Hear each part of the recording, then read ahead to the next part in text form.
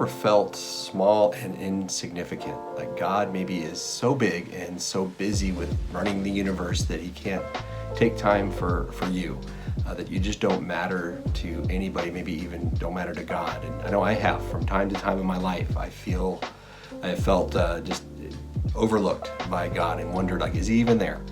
I remember as a kid standing on the edge of the Grand Canyon and just seeing this vast hole in the ground, this huge canyon that is just amazing. If you've never been there, I highly recommend going, but it'll make you feel small.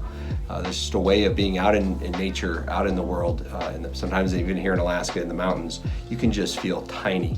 And the next thought can be, well, God must be immense, and because of that, maybe he just doesn't have time to see me. Maybe I've been overlooked by God. And I was reading recently in Isaiah chapter 40, and it says this in chapter 40, verse 25, "To whom then will you compare me, that I should be like him, says the Holy One." So God says, who are you going to compare me to? "Lift up your eyes on high and see who created these. He who brings out their hosts by number, calling them all by name." Who basically, look up at the stars. Who brings these out and knows each and every one of them by name? That's crazy if you think about how many of them there are. But it says, "By the greatness of his might, and because he is strong in power, not one is missing." So God is paying attention to the details. If he knows all of the stars by name, the implication, he goes on in Isaiah 40 to talk about, you have not been overlooked. God is paying attention to your cause. He knows you inside and out. And I just love that. And I was reading also in Psalm 139 is what it made me think of. So I went and started reading that this week. And this is what it says there. It says, Psalm 139, verse 17, "How precious to me are your thoughts, O God. How vast is the sum of them. If I would count them, they would be more than the sand. I awake and I am still with you." In other words, God can't stop thinking about you.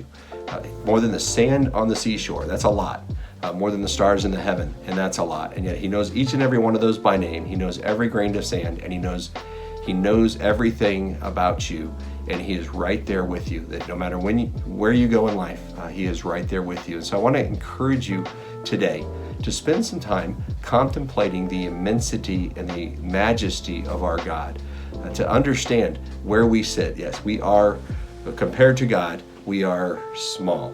We are like a grain of sand maybe to us, but God, that doesn't mean that we are insignificant in importance and value to God, that he is right there with us and that he sent Jesus Christ to die for us and to love us. So I want to encourage you, if you're feeling ignored by God, one of the ways to counteract that is to contemplate the immensity of God, which may make you feel small, but in that, remember that God, that immense God, is focused, laser focused on you. He has not walked away. He is not ignoring you.